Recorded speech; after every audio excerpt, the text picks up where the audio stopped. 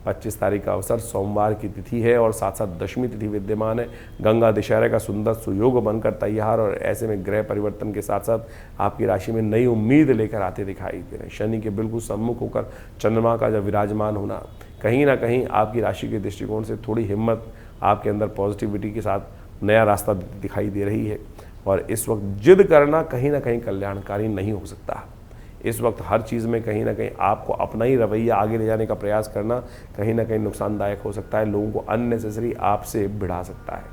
इस वक्त आपकी राशि के दृष्टिकोण से दशम पापम हरति। देखिए, शनि महाराज का कोई खास ये बात मत ध्यान रखें कि शनि महाराज का जो रोल होता है वो तो आपके कर्म के अनुसार से प्रभाव देने वाला होता है।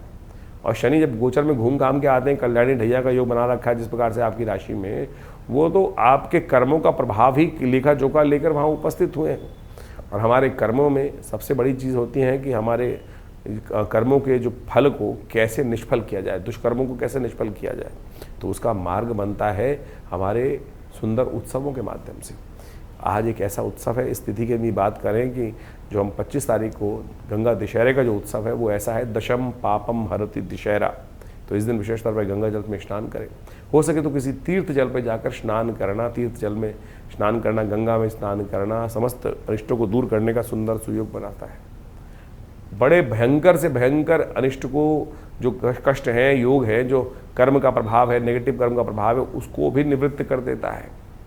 सगर के पुत्रों ने ऋषि का अपमान किया था, महर्षि कपिल का अपमान किया था, जो साक्षात विष्णु के अवतार माने जाते हैं। इतने भयंकर अपराध से भी जब वो भस्म हो गए, तब भी उनको तर्पण कर कर गंगा ने पवित्र कर दिया, उनके समस्त उनको निष्कलंक कर दिया।